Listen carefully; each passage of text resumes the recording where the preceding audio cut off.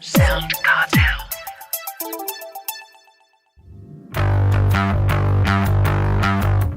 Are branded podcasts effective?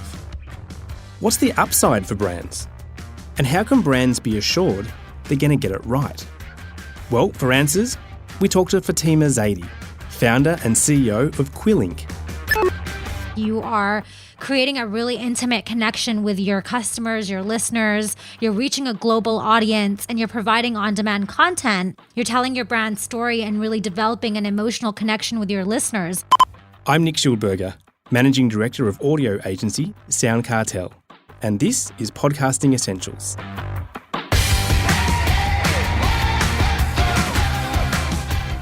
Welcome to episode 18 of season 5. And joining me is producer and co-host Nicole Goodman. G'day, Nick. So good to be back with you again. Great to have you here. Now, with the rapid growth in podcasting, brands also have a growing number of ways that they can use the medium. One way, of course, is advertising in podcasts, and we've talked about that quite a bit already this season. So in this episode, we're going to focus more on the branded side of podcasting, or original audio production by brands, which is certainly much more of our passion here at SoundCartel. Yeah. And to keep the international flavour of the season going, we're turning to Fatima Zaidi, an expert in this field in Canada, which interestingly lines up quite closely statistically with Australia when it comes to podcasting. Yeah, it does, Nick. Fatima herself is the CEO and founder of Quill Inc, which is a full-service podcast hosting platform and production agency which supports brands in launching their podcasts.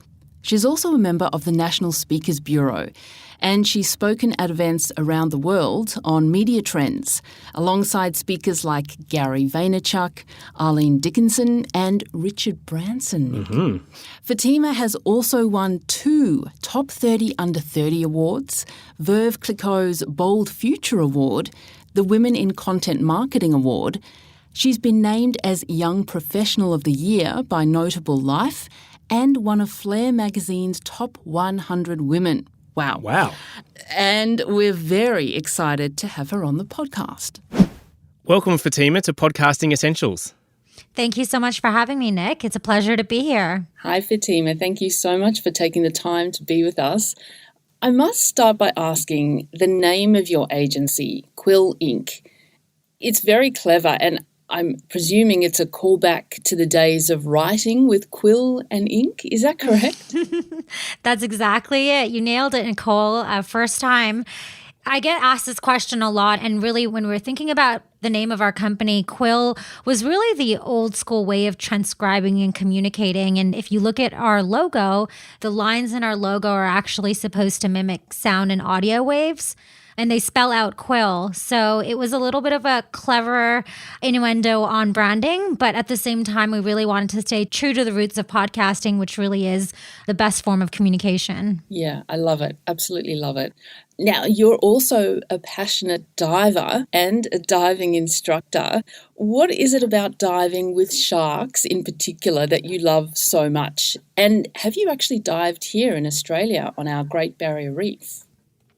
I have not, but it is top 3 on my list of places to visit next. I actually did have a trip booked to Australia to go diving in the Great Barrier Reef, but then COVID happened. Of course, who wouldn't want to go to the Great Barrier Reef? It's the mecca of all diving. The last one I did was with sharks in South Africa, just off the coast of Cape Town, which was incredible. That was a really, truly remarkable experience. But, can't wait for the next one, which should be in the next couple of months. Amazing. That'll be great. We're pretty proud of our Great Barrier Reef, although I must admit I'm more of a snorkeler than a diver, so I prefer to stay on top of the water than go down too deep. But you can still get a nice view from just the surface. Now, Fatima, you're from Canada, and we know that your national broadcaster, the CBC, puts out some outstanding podcasts. But more broadly, I'm interested in what's the podcasting landscape like in Canada right now. So we currently have about 53% of our population listening to podcasts in Canada, which, if we do the math in our 30 million population, we're looking at about 15 million people tuning into podcasts. We are both an American and Canadian company, which is great because we have a huge market in the US. And about 50% of Americans are now listening to podcasts as well, with 25% of those people listening to an average of 7 shows a week. So in North America, that landscape is pretty significant. And I would say that the audience you're typically expected to reach are, those African educated millennial professionals who really account for 75% of our workforce. The growth has been astronomical in both the US and Canada. And lucky me who launched a podcasting business before the pandemic, because the growth has further compounded by these unprecedented times. Well, perhaps not luck, because you're a successful tech and audio entrepreneur. What made you focus your energy in the audio space, though? I ran an agency for quite a few years prior to Quill, and I specialized in corporate marketing. So we work with Fortune 500 enterprise brands to run PR and creative digital campaigns. So my background has always been agency sales as well as marketing. And for me, I just started to notice that in 2014, when Sarah Koenig, the host of Serial, launched this murder mystery in the format of audio, I started to realize that everybody consumes content in different ways. Some people prefer reading, some people prefer writing, visual, audio, and there's this whole sort of medium of content that is untapped. Other than radio, which is like on demand, we typically didn't really have a format where people could tune into pre-recorded audio, at least not widely available. So for me, as somebody who retains audio content, I was constantly listening to audiobooks and tuning into radio channels. I realized that there was this very untapped market. I started doing some digging and found that 95% of people who tune into audio will complete the entire episode, whereas a 30-minute video only has about a 12% completion rate. And it became very clear to me it's because audio can fit in really well as you're engaged with another activity. You can be driving to work and listening to a podcast, but you can't be watching a Netflix show. You can be doing the dishes and listening to a podcast, but you can't be reading an article. And at that point, it became a no-brainer that brands need to be sort of looking at this as a viable marketing tool and even maybe sales tool. And so I decided to productize our services and focused exclusively on podcasting for brands.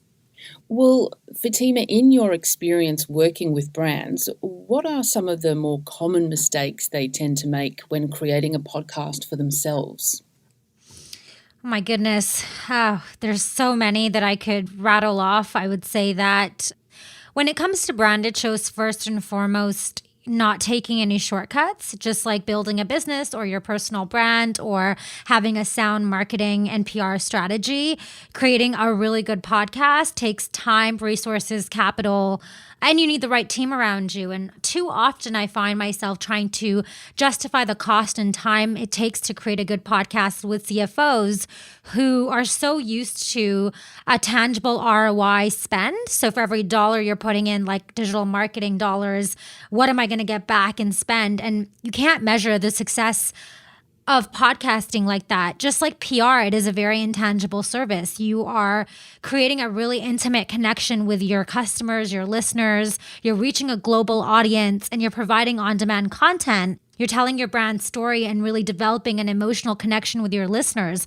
That can be very challenging to measure from an ROI perspective. Now, we are a data-enabled tech agency, so we definitely work with a lot of data to justify ROI. But I think first off, right off the gate, brands need to realize that the way that you measure podcasting success and ROI is not the way that you would measure a paid campaign success on social. It is a very intangible service where you're telling your brand story and building that connection over time. And so the metrics that you're going to use to measure and justify the creation of new production budgets, it's going to look very different for this new category. Well, what are some of the metrics and KPIs that brands should be focusing on then? Mm-hmm. Well, I always like to share this story of Ben & Jerry's. I've always been a really big ice cream consumer. Our entire houses, we buy gallons of ice cream every week and we consume gallons of ice cream every week. And we've never been married to a particular brand. We'd go to the grocery store and pick up whatever was the deal of the day or what was on sale. And we had a few rotating options. And then one day I listened to a podcast by Ben & Jerry, the owners of Ben & Jerry's, the ice cream brand. And I developed such a strong connection to their brand story and their mission and their vision and what they were trying to do. And I connected so deeply with them through this one episode. It was like a 1-hour episode on how I built this with Guy Raz. And I truly fell in love with them and their brand. And from that day onwards, I have exclusively been a Ben & Jerry's customer. We will only buy Ben & Jerry's ice cream. And it's not because they're the best ice cream on the market. They're definitely not. They're a great product, but it's more so I would like to align with a brand that social values align with mine. And since then, I've obviously been following their story, the statement that they put out during the Black Lives Matter movement, and how unapologetically they take such a proactive stance around advocacy. And they were able to really tell that story through different forms of content. But I think the podcast episode really blew them up. And that's just one small example of the power of podcasting and what it can do for your brand. Like these big brands that we work with every day, Amazon, Google, Netflix, McDonald's, they're just a brand. Like they're a big monopoly that we don't really think about on any loyal or emotional level. Like we just think of them as these giant conglomerates, but we have no idea what's happening behind the scenes. We don't have any emotional connection to them. And so that's where podcasting can come in, and it can really humanize the entire experience. In terms of metrics and KPIs, I would say, of course, the usual ones we always measure, like downloads and unique listeners and subscribers and reviews. But I would say even more importantly, what we like to measure is engagement. And engagement can be in the form of so many different stats. Like the one that we always tune into is average consumption rate and retention. Are people listening all the way to the end of your content? If you're dropping off in the first 10 minutes, that constitutes as a download and a unique listen. But if people are dropping off in the first 10 minutes, it means they're not engaging with your content all the way through to the end. So that's actually a metric that's really important to us. Month over month, episode over episode growth is extremely important, and really looking at that retention curve over time. Those are just a few metrics that we sort of measure on a weekly basis, but truly we have a pretty large Rolodex of analytics that we like to back using informed data metrics. Well, how should brands be thinking about positioning their podcast in relation to the bigger marketing strategy? There was a BBC study done that was, I believe it came out last year, and they actually provided physical stats on the impact and ROI on a brand's bottom line. And I believe the numbers were pretty astounding. It was like a 14% lift in purchasing intent, a 49% increase in brand awareness and favorability. And so I do recommend anyone in the industry to read this BBC study. And then in terms of, how should you work it into your marketing strategy, I think it's important to remember that every form of content has had its own time period. I said this in Podcast Movement when I was doing my presentation. In the 1980s, it was a phone number for your business. In the 1990s, it was a website. In the 2000s, it was social.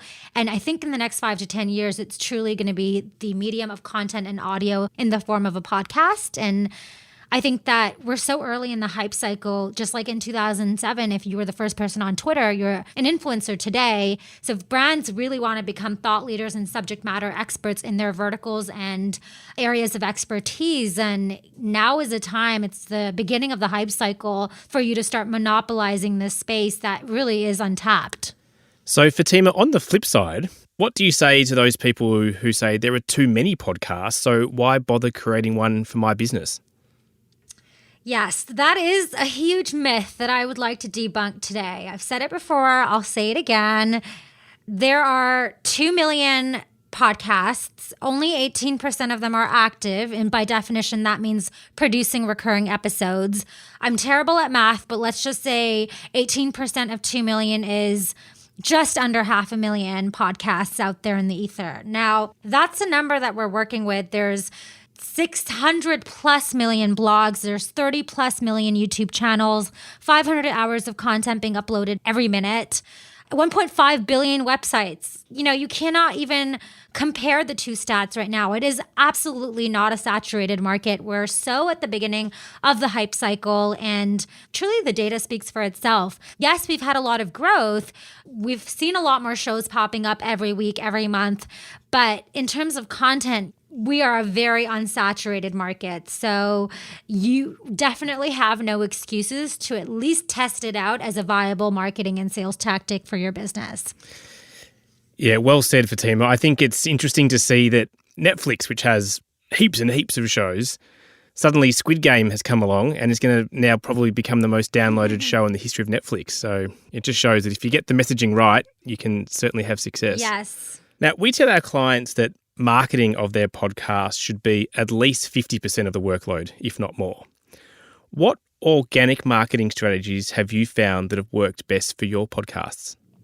So in terms of marketing podcasts, of course, organic tactics like social media and transcribing all of your content and formatting it for SEO and then turning it into blogs, PR, creating media kits for your guests to reshare. Those are all really great organic tactics, but those are all things that brands can do themselves. So Quill actually focuses on very specific data-driven audience growth, but a lot of those tactics that are industry specific, things like applying to Apple's placement form to try to get featured in the new and noteworthy section, PR podcast awards for all of the different categories. We encourage clients to really allocate ad spend so that we can use that to distribute across different listing platforms like Spotify Ad Studio. And then, of course, we measure things like I mentioned, retention and Apple reviews, subscribers, impressions, and just overall growth season after season. For a brand with a limited budget, where would you suggest they could get the best bang for their buck in that paid space? Yeah, so it really depends on which vertical or industry they're in. And it really depends on what their goals are. Contrary to other forms of marketing campaigns, podcasting is not about mass downloads. It's about reaching the right qualified audience. And so we talked about this earlier. It's just like, how do you measure success? So many of my clients will come to me and say, well, we want thousands and thousands of downloads after our first episode or first season. And that's not what the industry is about. It's about actually reaching your niche audience. And when we launched Quill, one of our first clients was a bank, and we created an open banking podcast for them. And I truly, to this day, still don't understand how this show is so wildly successful. But there are people tuning in from all over the world because it's such a niche topic. It's open banking. So all the open banking nerds are just like following this content, and the host has become a global influencer, and we get fan mail, and it's just been really incredible to see, but more so a lesson for me that this industry is actually not about creating broad podcasts that resonate with everyone, but actually you're trying to find your tribe. And so oftentimes the shows that do the best are the ones that are very specific. You know, if you're creating a business podcast, you're competing with the Guy Razes of the world. If you're creating a tech podcast, you're competing with Alex and PJ Vogt from Reply All. Politics, you're competing with The Daily. And so the more niche you can go, the more linear success I think you'll find and you'll see. So if you do have a limited budget, I would say Spotify Ad Studio is a really great one, because if you can do it right and over time figure out what your algorithm for customer acquisition is, they're one of the best platforms for getting granular with your targeting. You can target based on age, you can target based on location, right down to postal code. So you can do geo-targeting. You can target based on interests. So what other similar podcasts are they tuning into? So you can literally pick all of your competitors and tap into those listeners, as well as, you know, the types of music they're listening to, and it's just very targeted ads. And so typically I would say if you're looking to find a qualified audience, that's a really great platform to find people already listening to podcasts. And what measurement and attribution tools do you recommend, Fatima? Yep. So there's quite a few. I mean, we just launched our own hosting platform because, like I mentioned, we work exclusively with enterprise and Fortune 500 brands, and we found that most of the hosting platforms out there were not providing the premium analytics that we were looking for. They didn't do the automatic transcriptions and the smart links, and there were just too many different vendors for corporate clients to have to get approved, and they really wanted one hosting platform that was actually catered to brands and consolidated everything. And so we built our own, and we honestly just built it for ourselves. We weren't looking to launch it publicly. It did so well that we're actually in the next month going to publicly launch it to everyone externally. Other tools outside of our own hosting platform that we've really utilized over time, Smart Links is one, you know, trackable URLs that take you to your podcast from your favorite listening app. Smart Links are a really great way of knowing where your downloads are coming in from, so you can really double down on what's working. Very similar to UTM tracking links for social media, but this is for the podcasting industry. There's a company called Chartable. Chartable for Brands is a feature that they launched in the past year where it actually shows you, if you're a B2B company, which other brands are engaging with your content, which can be a really cool sales tool. Like, I have to hand it off to them. Like, that is a very cool feature for a B2B enterprise company that's utilizing their podcast as a sales engine. That would be really, really valuable and beneficial to see that kind of data. And then, of course, a lot of the vendors we work with, Podcast Addicts, Spotify, Player FM, Overcast, Castbox, we actually ask for a lot of proprietary data that isn't public facing. So we'll want to know things like impressions and click-through rates and how many people actually clicked on the ad, what was their demographic, how many subscribers. Through your hosting platform under technology, you can actually get pretty accurate estimations of how many listeners each campaigns have brought in. And so typically every quarter, we'll create a comprehensive analytics report trying to tabulate as much data as we can through Spotify's app, Apple, Google, and then, of course, our own hosting platform that consolidates a lot of those analytics that you'll find on the listening apps into your hosting platform. That's a really comprehensive list. Thank you so much. And finally, Fatima, you mentioned earlier that in your podcast movement talk earlier this year, that podcasts will become as synonymous with businesses as phone numbers and websites, which is quite a different view from some who think that podcasting might be a communications fad that'll fade over time. What relationship do you think that brands will have with podcasts into the future? When I launched Quill, I went from having a very generalist agency where we did a lot of different services to productizing our services to a very, very niche industry, a new content medium. And a lot of people told me that it was not a smart move. It was like a very big risk factor that I wasn't considering because podcasting was a fad. And I would say for the most part, in the last year, a lot of those naysayers have come around to the idea that podcasting is here to stay. And it's not just that it's been further compounded by the pandemic. I think podcasting is recession-proof.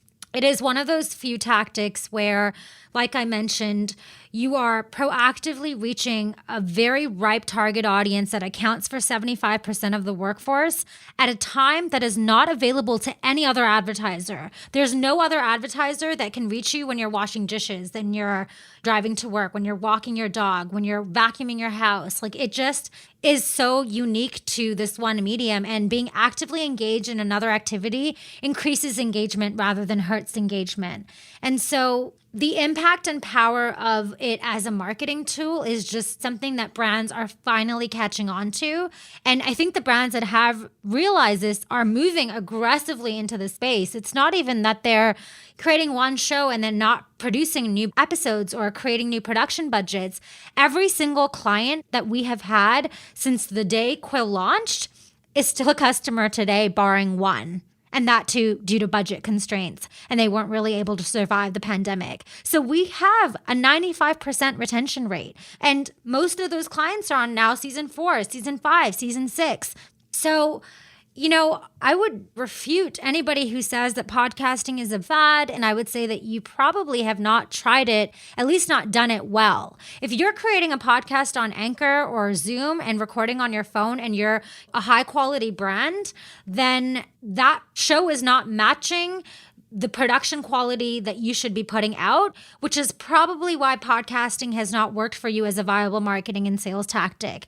But if you actually take the time to invest in a production agency and the right experts and create a good show that's really going to resonate with your audience, then I think you'll be really surprised. So don't discredit it as a viable tactic until you at least give it a fair shot. And podcasting is a marathon, not a sprint. And so you'll need to create a couple of episodes before you realize that, it actually is a game changer for your company's marketing blueprint as well as your bottom line. Well said, Fatima. We couldn't agree more. Thank you so much for taking the time to speak to us on Podcasting Essentials, and all the very best for Quill.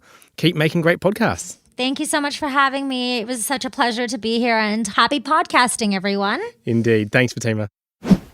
I'm so glad Fatima was able to break down the peak podcast narrative in such a simple but logical way. and that businesses need to give podcast production agencies a proper go, if for nothing else but to maintain their own brand standards and professionalism. And it's true that you do need to invest and commit properly in the process to see results. Absolutely, and I think Fatima spoke about all of that really eloquently. The other thing is that it's nowhere near as expensive as other forms of marketing like TV, for example, Nick, which we've said often on the show. But it does take time to produce quality audio. And even then, the ROI, yes, it can be a bit intangible, but no less important to the business. Podcasting provides almost a halo effect across the business and can contribute significantly to an uplift in key metrics. I'm glad you mentioned that, Nick, because the example that Fatima gave about her buying Ben & Jerry ice cream, solely Ben & Jerry ice cream, after listening to the podcast is a really good example, albeit a survey of one. Yes. But I must admit I do feel more fondly towards brands that I've heard in podcasts. And that's exactly what we've just been saying, Nick. It's the idea that culturally you can align yourself with a brand to an extent that builds that halo effect. And I'll just mention that Ben & Jerry did not pay for this endorsement of their product. The reason why it works so well is because of the level of engagement you get with audio. Fatima mentioned that completion rates, 95% of people will complete listening to an audio podcast versus a 30-minute video. She mentioned a 12% completion rate. And we've talked about statistics similar to that. Yeah. It's a vast difference. And in that BBC survey she mentioned, they started with a question, the same question I posed at the very start of this podcast. Are branded podcasts effective? And I think by now we've answered the question. But just to go through those stats in a bit more detail, the BBC actually compared engagement with branded podcasts versus brands in radio. And engagement with podcasts was higher than with radio, which is interesting. But it's the results that are striking. An 89% increase in awareness. Wow. A 57% increase in brand consideration. A 24% increase in brand favourability. And a 14% increase in purchase intent. The numbers don't lie, Nick. When it comes to purchase intent, as these numbers suggest, you will think of these brands first because you've been listening to something that's brought them into focus. So it's there in black and white. Yeah, that's right, Nicole. And I absolutely agree with Fatima that we are still early in the hype cycle of podcasting. And to get to the basics, Nick, to the very foundation, Fatima again was correct. Businesses need a phone number. They need a website. And you can't really ignore social media. And it's fantastic to hear her say that she thinks in the coming years that podcasting will join this list of core podcasting essentials. Yes, and it is by no means too late to start. It's never too late to start at all. You're never too old either. Well, that's it for this episode of Podcasting Essentials. Thanks, Nicole, for joining me. Always wonderful. Thank you, Nick. For more about us and how we can help you produce a podcast, visit soundcartel.com.au or our socials at SoundCartelAU. From the team at SoundCartel, thanks so much for listening.